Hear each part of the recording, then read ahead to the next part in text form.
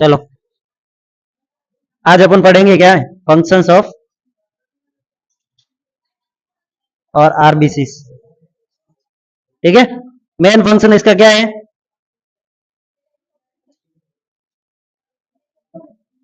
जो भी है कर लो।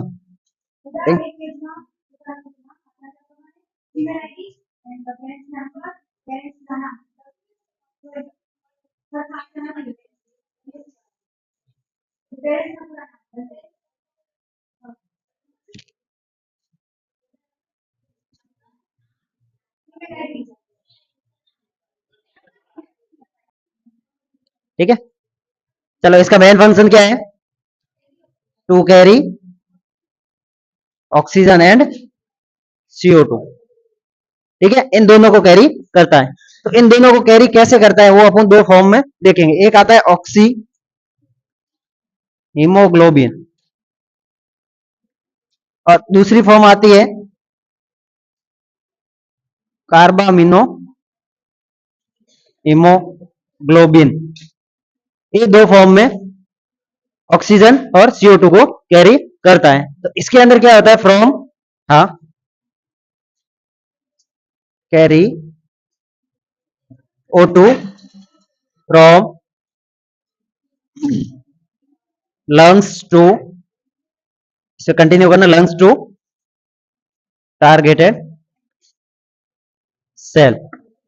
इसमें ये याद रखना और इसके अंदर ये याद रखना है to carry CO2 from targeted targeted tissues, नहीं ऐसे लिखना, targeted cell and tissues to lungs. इसका मतलब ये है कि जो ऑक्सी हीमोग्लोबिन होता है, मतलब ऑक्सीजन किसके साथ बाइंडिंग होता है? ऑक्सीजन के मॉलिक्यूल्स किसके साथ बाइंड होते हैं, जुड़ते किसके साथ है? हीमोग्लोबिन के साथ जुड़ते हैं। तो जब हीमोग्लोबिन के साथ ऑक्सीजन जुड़ जाता है तो एक फॉर्म बनती है, एक चीज बनती है, उसको अपन क्या बोलते हैं? Oxy haemoglobin. ठीक है, मतलब कैरी ऑक्सीजन फ्रॉम लंग्स, कहां से कैरी करेगा? लंग्स से, और कहां तक लेके जाएगा?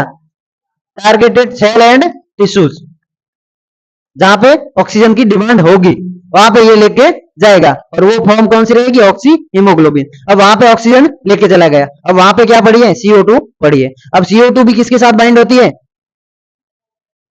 हीमोग्लोबिन के साथ। जब CO2 हीमोग्लोबिन के साथ बाइंड होती है तो एक फॉर्म बनती है, उसको बोलते हैं कार्बामिनो हीमोग्लोबिन।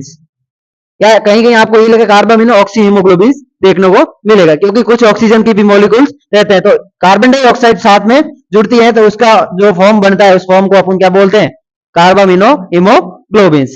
ठीक है, इसका काम क्या होता है? To carry CO2 from targeted cell and tissue. कहां से कैरी करेगा? टारगेटेड सेल एंड टिश्यू, और कहां तक लेके जाएगा? लंग्स तक, और वहां से वो गैसेज एक्सचेंज का काम करेगा। ठीक है, इसके बाद एक पॉइंट आता है अपना specific gravity of RBC. RBC की ग्रेविटी क्या होती है? ब्लड की तो आपने पढ़ी है, आरबीसी की क्या होती है? तो आरबीसी की ग्रेविटी लिख दो।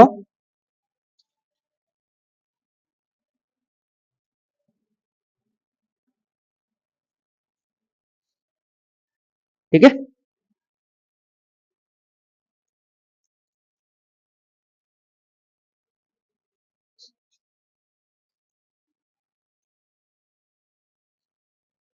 बाकी नॉर्मल आरबीसी कितनी होती है वो मैंने कल आपको बता दी थी, एडल्ट में कितनी होती है।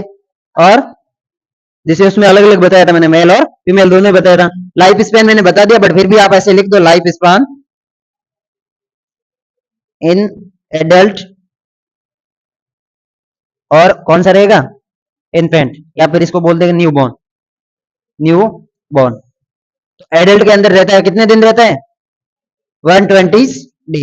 और न्यू बॉर्न के अंदर अगर बोले तो 80 टू 90 डेज। ये लिख देना। अब इसमें से कोई भी ऑप्शन, कभी 80 लिखा होगा, कभी 90 लिखा हुआ रहेगा, तो ये कोई भी इसमें से हो तो आपको सेलेक्ट करना है। चलो लिखो।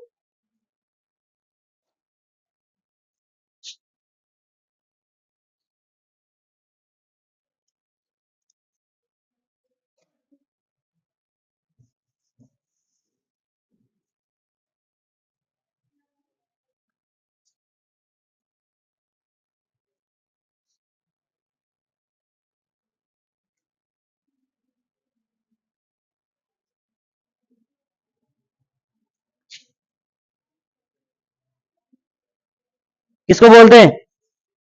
ग्रेवयार्ड ऑफ आरबीसी, इसका मतलब होता है शमशान।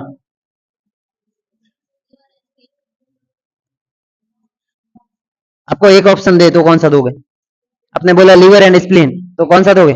स्प्लीन, ठीक है। किसको बोलते हैं? स्प्लीन। गुजराती में मेरे को नहीं पता है, हिंदी में इसको बोलते हैं प्लिया। प्लिया, ठीक है। गुजराती मेरे को नहीं पता है। स्प्लीन कहाँ होता है नहीं पता आपको? तो फिर क्या एनाटॉमी पढ़ी आपने?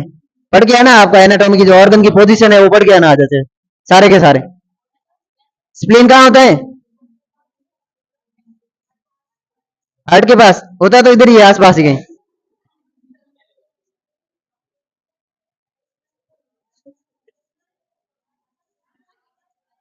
ये स्टोमक होता है, जस्ट स्टोमक के इस साइड ऐसा स्प्लीन की एक स्ट्रक्चर देखने को मिलेगी, ठीक है। तो देखना थोड़ी सी एनाटॉमी।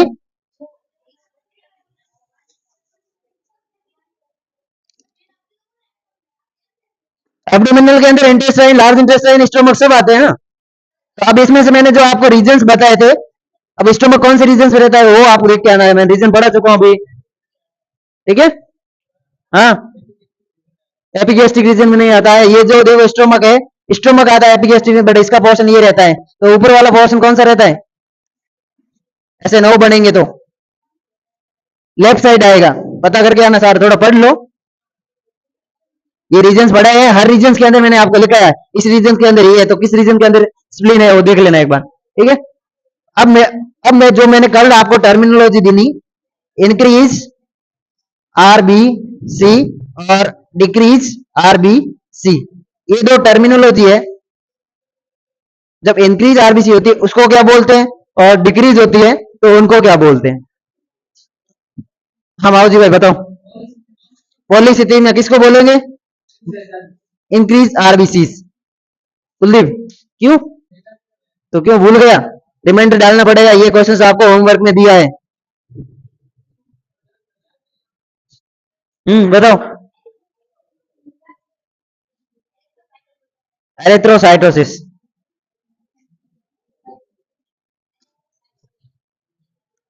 माओ जी भाई अब बताओ, क्या ये इसने बोला वो सही है क्या? इसने बोल तो दिया एरिथ्रोसाइटोसिस, क्या ये सही है या गलत है? आपने बोला पॉलीसिथेमिया और इसने बोला एरिथ्रोसाइटोसिस, क्या ये दोनों सही है या गलत? कौन सा है और सही कौन सा है? और कौन सर्च करके आया बताओ, चलो बताओ। इंक्रीज आरबीसी, तो उसको क्या बोलेंगे? एरिथ्रोसाइटोसिस। तो इसने तो पॉलीसिथेमिया, बीएससी वाले पॉलीसिथेमिया बोल रहे हैं और जीएनए वाले बीएससी वाले सारे आ रहे हैं ना, आप नहीं बोला। ओके ओके ओके, चलो। पॉलीसिथेमिया,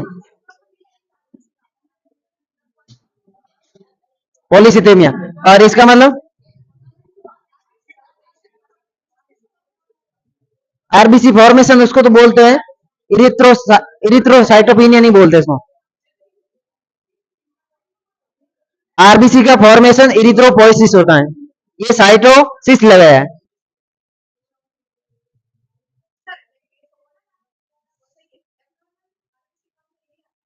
तो जब बढ़ेगी तो एबनॉर्मल ही होगी, नॉर्मल से ज्यादा होगी तो सिंपल से समझ लेना कि बड़ी है तो एबनॉर्मल है। तो आप जो भी बोल रहे हो ये दोनों टर्म सही है, अच्छी बात है। दोनों को अपन ये बोलेंगे एबनॉर्मल इंक्रीज ऑफ आरबीसी, दोनों टर्मिनोलॉजी सही है, ठीक है। हाँ, बुक में है तो ये भी बुक में है, पर आपकी नहीं है तो जरूरी नहीं है क्या है? तो आपकी बुक में नहीं है तो ये भी है, तो आपको कंफ्यूजन नहीं होगा, मैं बता रहा हूं मैं आपकी बुक हूं, ठीक है। बैठो, दोनों टर्मिनोलॉजी सही है। अब मेरे को ये बताओ, इसमें क्या होता है जो, ए सुन लो, इसमें क्या होता है जो आरबीसी की विस्कोसिटी होती है,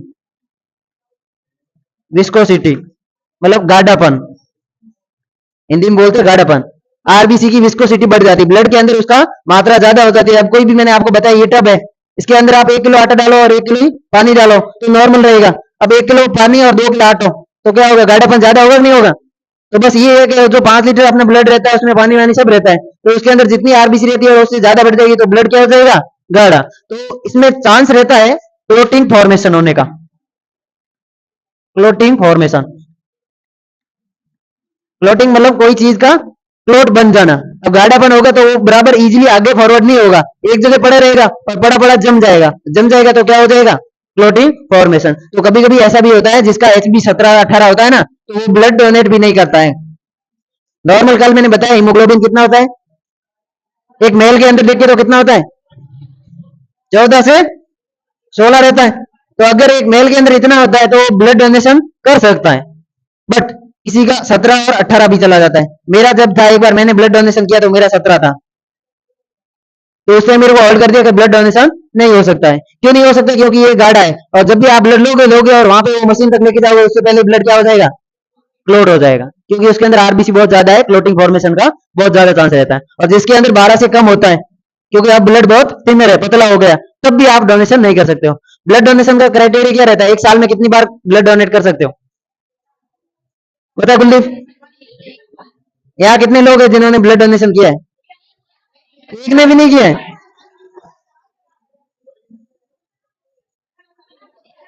चलो बताओ आप कितनी बार करते हैं एक साल में, 4 बार, मतलब हर 3 महीने में।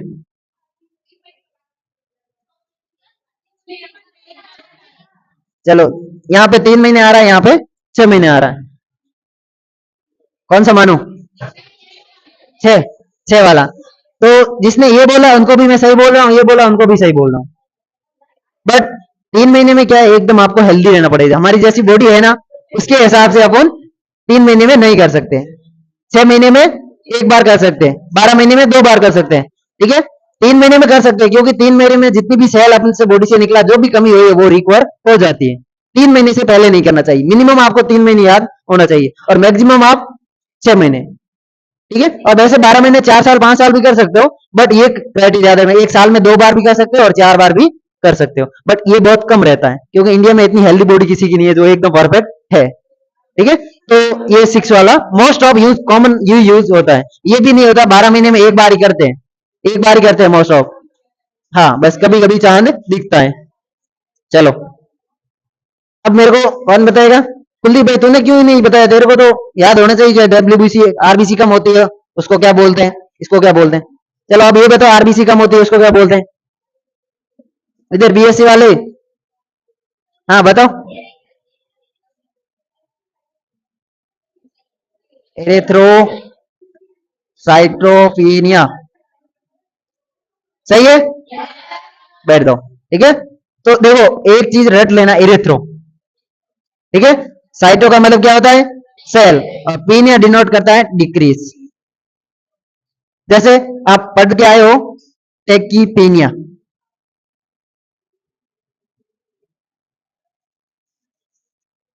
क्या मतलब होता है टेकीपीनिया का,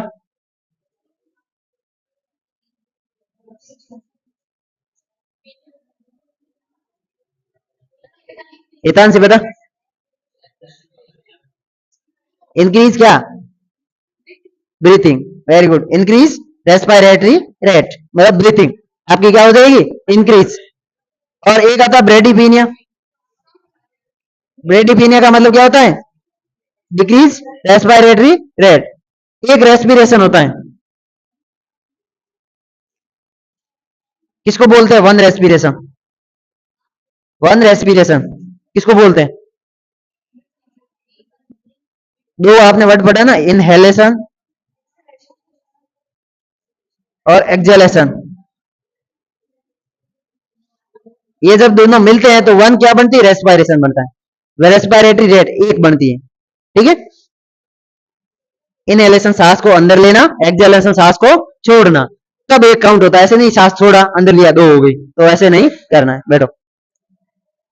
तो ये कुछ टर्मिनोलॉजी है, याद रखना, पूछ लेंगे कि आरबीसी अगर नॉर्मल नॉर्मल काउंट से कम होती है तो उस टर्म्स को क्या बोलते हैं, और ज्यादा होती है उस टर्म्स को क्या बोलते हैं, ठीक है। ये सबको याद होनी चाहिए। अब ये देखो आरबीसी कम हो गया ना, तो इसको कहीं कहीं आपको क्या लिखा हुआ मिलेगा, एनीमिया नाम की एक डिजीज होती है, ठीक है। तो आरबीसी कम हुई, एचबी कम हुआ, और हीमोग्लोबिन कम हुआ तो एनीमिया होगा। अब एनीमिया बहुत सारे टाइप के होते हैं, वो जब आप एनीमिया के टाइप पढ़ो उस टाइम पढ़ना है आपको, ठीक है। सिंपल से अपन ये बोल सकते हैं कि आरबीसी के नंबर कम हो जाना, उसी को अपन क्या बोलते हैं, एनीमिया। अब एनीमिया के आरबीसी के अंदर क्या होता है, एचबी, मेन क्या, एचबी की कमी होगी तब एनीमिया देखने को मिलेगा, ठीक है। यहां तक समझ में आया? चलो, इसके बाद अपन पढ़ेंगे कि हमारे बॉडी में आरबीसी का डिस्ट्रक्शन कैसे होता है। आरबीसी डिस्ट्रक्शन, आरबीसी का जो डिस्ट्रक्शन होता है उस टर्म्स को बोलते हैं हीमोलाइसिस। हीमोलाइसिस, हीमोलाइसिस मतलब ब्रेकडाउन ऑफ आरबीसी। क्या बोलते हैं, ब्रेकडाउन ऑफ आरबीसी। अब ये कैसे होता है, कहां पे होता है वो देखना। एक मान लो ये क्या है, आरबीसी है, इसका लाइफ स्पान कितना होता है, 120 डेज। अब 120 डे के बाद ये क्या है, मरने वाली हो जाएगी। नॉर्मल आरबीसी क्या होती है, एकदम क्या होती है, फ्लेक्सिबल होती है। अपन एक सिंपल से समझो, एक 18, 19, 22, 25 साल का जवान है और एक 80 साल का डोकरा है। एक 80 साल का डोकरा है, अब दोनों को कुश्ती लड़ाते हैं, एक 25 साल वाले को और एक 80 साल वाले को। मजबूत कौन रहेगा, फ्लेक्सिबल कौन रहेगा, 25 वाला फुर्तीला रहेगा एकदम। और ये थोड़ा क्या हो जाएगा, अगर वो जो बोलते हैं तारक मेहता में बापू जी, ऐसे हुए तो ऐसे ऐसे रह गए, तो वो क्या अकड़ जाते हैं। तो ये क्या है, 80 साल का, क्योंकि अभी इसका लाइफ स्पान पूरा होने वाला है। जैसे जैसे इसका लाइफ स्पान पूरा होता है, ये क्या हो जाने स्टार्ट हो जाती है, hardening, hardening of RBC. RBC का क्या हो जाता है, हार्डनिंग हो जाती। अब जैसे आरबीसी हार्डनिंग होगी तो ये क्या बॉडी में सर्कुलेट हो गए, ये एक इसका पॉइंट होता है जिसको अपन बोलते हैं स्प्लीन। स्प्लीन से होते हुए, जैसे कहीं आपको एक राज्य से दूसरे राज्य में या एक जिले से दूसरे जिले में जाना पड़ता है, तो आप टोल नाका पार करते हो कि नहीं करते हो, करते हो। तो वहां पे कुछ चार्ज लगता है, उसी से होके निकलते हो या ऊपर से उड़ान भर लेते हो, उसी से होके निकलते हो। तो आरबीसी का भी एक सिंपल सा देखिए तो ये क्या है, टोल नाका है, किसको रोकना है किसको जाने देना है, ठीक है। तो अभी आरबीसी स्प्लीन के अंदर आएगी ना, तो स्प्लीन की जो छोटी छोटी कैपिलरीज होगी, सुन लो इधर, स्प्लीन के अंदर तो बहुत माइनर छोटी छोटी कैपिलरीज होती है, इस कैपिलरीज को क्रॉस करते हुए हमारी आरबीसी यहां से निकल के पूरी बॉडी में सर्कुलेट होगी। उसको पता है कौन जवान है और कौन बूढ़ा है, उसको ये स्प्लीन को पता चल जाता है। तो जो कैपिलरीज होते हैं, जो बूढ़ा होगा वो थोड़ा टाइट रहेगा, कैपिलरी छोटी रहती है। कल मैंने बताया था कि ये कैपिलरीज है और यहाँ पे ये एक आरबीसी है, थोड़ी हार्ड हो गई या मोटी हो गई, हार्ड होगी तो यहाँ से ये आगे जाएगी नहीं, तो कुलदीप क्या हो जाएगा, मर जाएगा, ठीक है। तो बस ये है कि हार्ड होगी तो ये क्या है, इसको ट्रैप कर लेती, कैपिलरीज आरबीसी को ट्रैप कर लेती, आरबीसी ट्रैप, आरबीसी को पकड़ लेती, जो रुकेगी कि अब तेरा काम नहीं है, तेरा जीवन काल खत्म है, इसको पकड़ लेगी। अब पकड़ लेगी तो क्या होगा, आरबीसी का डिस्ट्रक्शन हो जाएगा, जिसको बोलते हैं अपन हीमोलाइसिस, आरबीसी टूट जाएगी। अब अपन ये पढ़ते हैं कि आरबीसी टूट जाती है, उस टूटने के बाद क्या होता है, कहां जाती है, शमशान घाट में राख भी होती है, मिट्टी भी होती है, फिर वो कुछ करते हैं ना, गुल्लीरे वुल्लीरे में डाल के लेके जाते हैं गंगा जी। भाई उसकी जो राख रहती है, जो राख रहती है ना, तो उसको गंगा जी में बहाते हैं कि नहीं बहाते हैं, जो भी बोलते हो आप, तो वो गंगा जी में लेके जाते। तो वैसे ही यहाँ पे ये टूट तो गई है, अब इसके कुछ वेस्ट भी बचेंगे, कुछ काम के भी होंगे, कहाँ किसको बाहर निकालना है, तो वो बाहर निकलने की प्रोसेस में ये पढ़ो, आप लिख लो एक बार ये थोड़ा सा सीक्वेंस इसकी।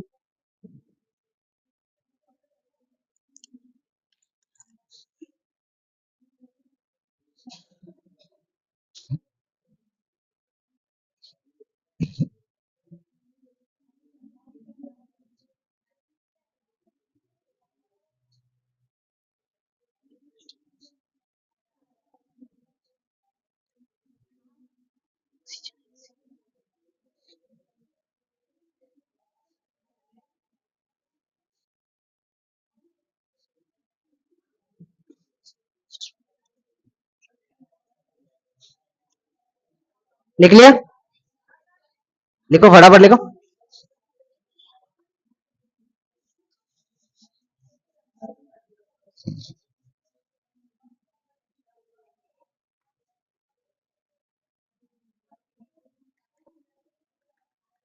अभी हेमोलाइसिस होगा तो दो पार्ट में टूटेगा, जो आरबीसी होती है वो दो पार्ट के अंदर टूटती है। एक तो अपना होता है हेम ग्रुप, कौन सा होता है, हेम ग्रुप, और एक होता है मेम्ब्रेनियस पार्ट।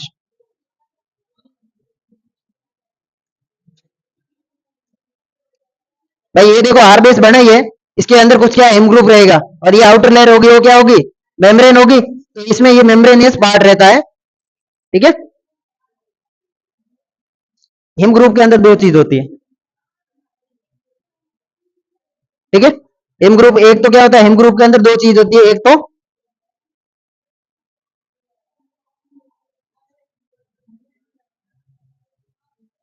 एक तो आयरन होता है, और दूसरा होता है प्रोफायरिंग।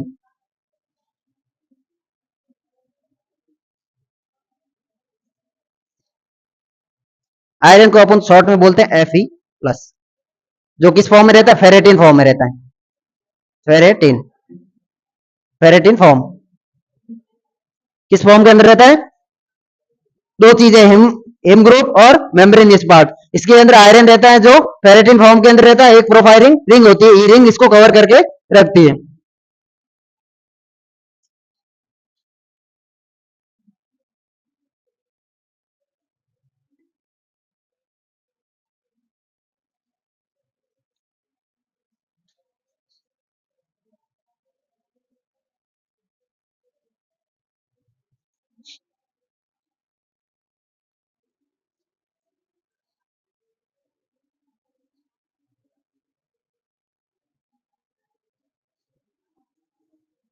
इसके अंदर और लिख देना, store in liver, store in liver.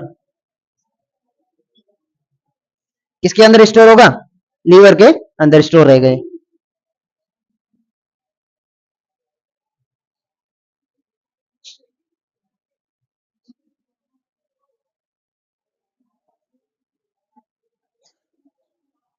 ये इतना लिख दिया। मेम्ब्रेनियस पार्ट होता है, सुन लो, मेम्ब्रेनियस पार्ट होता है, ये स्प्लीन के अंदर जाएगा, और स्प्लीन की जो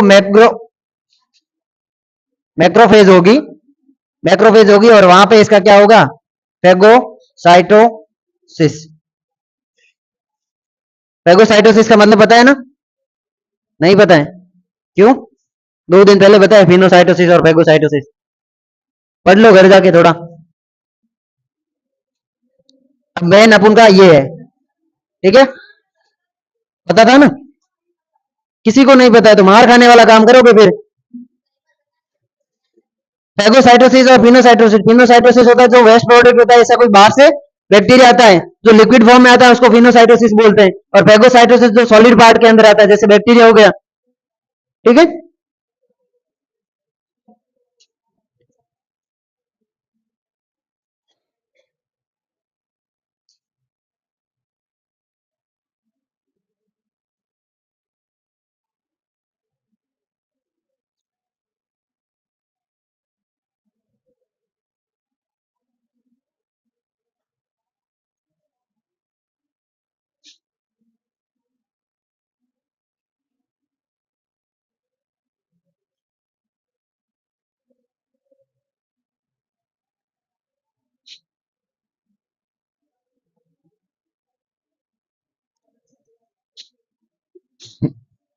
यहां तक देखो, ये जो एक प्रोफाइलिंग होती है, रिंग होती है, उसके अंदर एक एंजाइम होता है, इमोलाइटिक्स एंजाइम, इमोलाइटिक मतलब जिसका ब्रेकडाउन करने के लिए। तो ये इमोलाइटिक ब्रेकडाउन करके, ये जो रिंग होती है इसका ब्रेकडाउन करके किसमें कन्वर्ट करेगी, बिलुवर्टिन में। ये ग्रीन कलर का होता है, कैसा होता है, जैसे नॉर्मली प्रोफाइलिंग होता है, जो एसबी होता है, एम ग्रुप होता है, वो कैसे रहता है, रेड कलर का रहता है। तो ये जो एंजाइम आएगा, ये इसको ग्रीन में कन्वर्ट कर देगा, और ये जाएगा बिलिरुबिन, किसके अंदर जाएगा, लीवर के अंदर।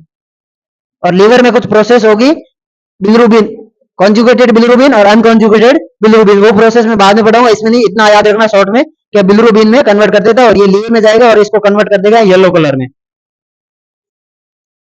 कैसे में कर देगा, येलो कलर में। बाकी अपन आगे पढ़ते हैं इसमें, ये तो बना दिया होगा ना। इसके आगे कंटिन्यू करना है बिलिरुबिन से आगे।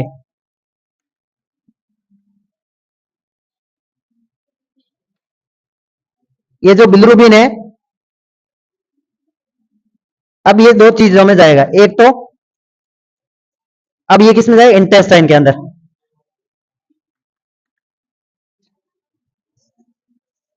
किसके अंदर जाएगा, इंटेस्टाइन के अंदर। ये लिख लो एक बार पहले।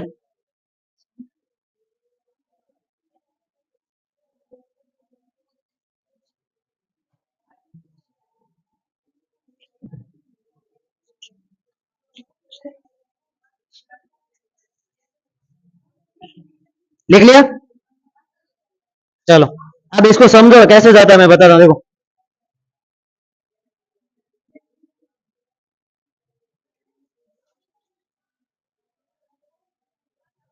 ए आवाज नहीं।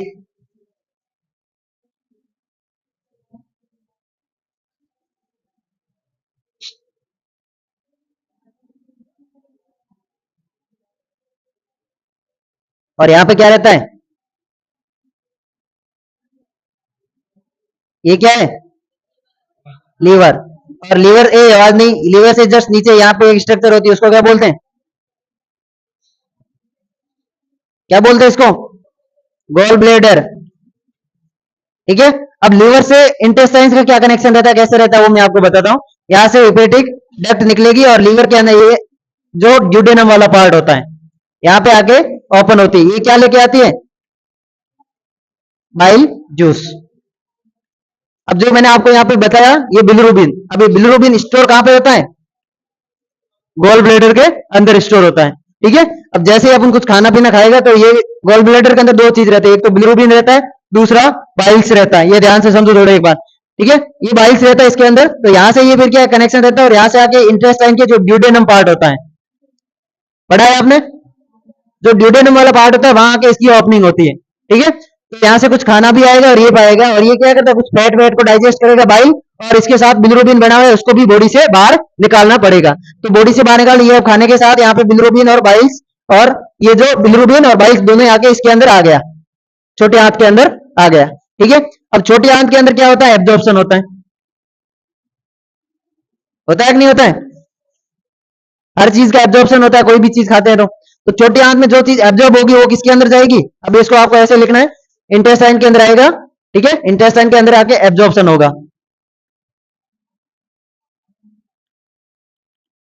ठीक है। एब्जॉर्प्शन होगा तो एब्जॉर्प्शन के बाद कुछ चीजें,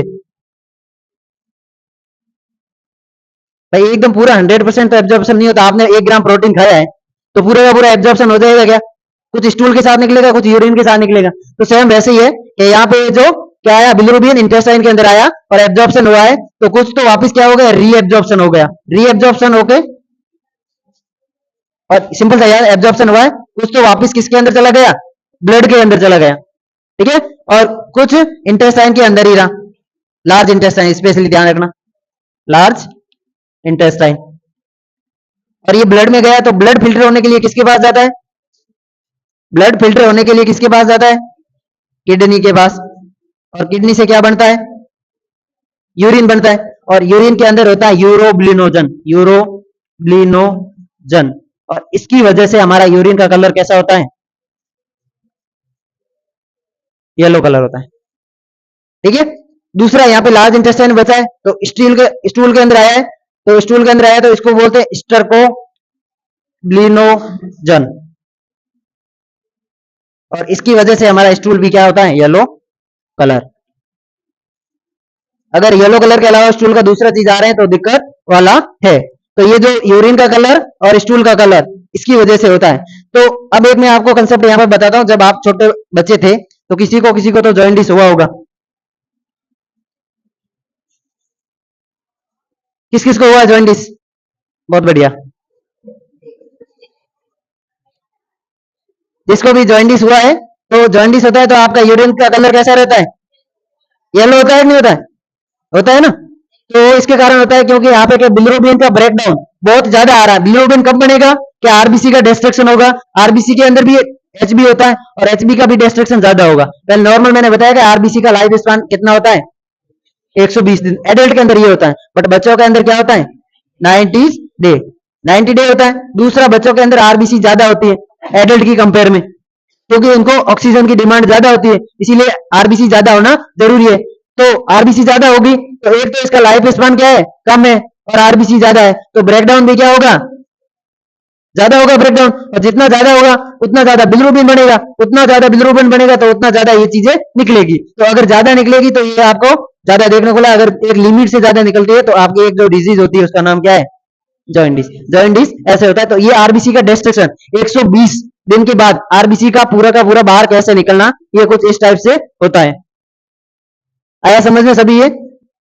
ठीक है, क्योंकि जो ये बिलिरुबिन होता है ये लिवर के पास आता है। मैंने अभी यहाँ नीचे लिखा था क्या बिलिरुबिन किसके अंदर आता है, लिवर के अंदर। लिवर के अंदर एक प्रोसेस होता है, ये आएगा सबसे पहले जो बिलिरुबिन आता है जो ग्रीन कलर का होता है, तो वो ग्रीन कलर का पहले अनकॉन्जुगेटेड बिलिरुबिन होता है, वो लिवर के अंदर आएगा, एल्बुमिन के साथ मिलेगा, कुछ रिएक्शन होगा, कुछ प्रोटीन हो गए, उनके साथ मिलके ये कन्वर्ट हो गया कॉन्जुगेटेड में। ठीक है, कॉन्जुगेटेड में कन्वर्ट हो जाने के बाद ये जाएगा इंटेस्टाइन। जाएगा इंटेस्टाइन में कैसे, यहाँ पे, क्योंकि यहाँ पे आया था बिलिरुबिन जितना भी बना था यहाँ पे आया, और यहाँ से ये बाइल डक्ट के द्वारा इंटेस्टाइन के ड्यूडेनम वाले पार्ट में खुला। अब ड्यूडेनम से पूरा प्रोसेस आगे जाएगा, और ये छोटी आंत है, यहाँ इस आंत पे छोटी छोटी बहुत सारी कैपिलरीज होती है, तो जैसे ये आंत के अंदर जो भी चीज जाएगी वो रीएब्जॉर्ब होगी, एब्जॉर्प्शन हो जाएगा, और एब्जॉर्प्शन होकर ये कैपिलरीज के अंदर जाएगी। कैपिलरीज हमेशा ब्लड से कनेक्ट रहती है। कैपिलरीज के अंदर क्या रहता है, ब्लड रहता है, तो ब्लड ब्लड पूरा हार्ट से होते हुए आएगा किसके अंदर, किडनी के अंदर, और किडनी से इसका फिल्टर होगा, काम की चीज होगी वो वापस ले लेगी, वेस्ट होगी वो किडनी निकाल के यूरिन बना देगी, तो यूरिन के अंदर ये यहाँ से होगा, अगर ज्यादा होगा तो ज्यादा आएगा, कम होगा तो कम आएगा। ठीक है, तो ये कम आएगा तो यूरिन का कलर ऐसे नॉर्मली ऐसा दिखा एकदम पानी जैसा यूरिन होता है क्या, नहीं होता है ना, तो कलर ये होना जरूरी है, येलो कलर का होता है, वो इस कारण होता है कि इसके अंदर थोड़ा सा थोड़ा बिलिरुबिन, बिलिरुबिन भी क्या एक टाइप का वेस्ट है, निकलना जरूरी है, नहीं निकलेगा तो हमारी बॉडी में बढ़ेगा, हमारी बॉडी में बढ़ेगा, बढ़ेगा तो आपके लेवल बिलिरुबिन का बॉडी के अंदर लेवल बढ़ेगा तो आपको जॉइंडिस हो जाएगी, और जॉइंडिस बॉडी के लिए खतरनाक है, वो क्रॉस कर देती है बीबीबी। किसको बोलते हैं बीबीबी, घर वाले को, तो बीबीबी की फुल फॉर्म बताई थी मैंने, blood brain barrier, blood brain barrier. ऐसी कुछ चीजें होती है जो ब्रेन को क्रॉस नहीं कर पाती है, ठीक है, जैसे एक एमोनिया होता है और ये भी होती है, तो कुछ चीजें है ना ब्रेन को क्रॉस कर देंगी तो ब्रेन को पूरा डिस्ट्रॉय कर देगी, तो ये बीबी को क्रॉस नहीं करता है। अगर हमारी बॉडी में बिलिरुबिन बढ़ जाता है तो ये बीबीबी को क्रॉस कर देता है और फिर ब्रेन के फंक्शन को डिस्टर्ब करती है, तो ब्रेन का फंक्शन डिस्टर्ब हुआ तो समझो पूरी बॉडी का सिस्टम डिस्टर्ब होगा। तो ये इतना समझ में आया कि नहीं आया। इसके बाद अपन कल नेक्स्ट पढ़ेंगे, डब्ल्यूबीसी क्या होती है वो पढ़ेंगे। हाँ,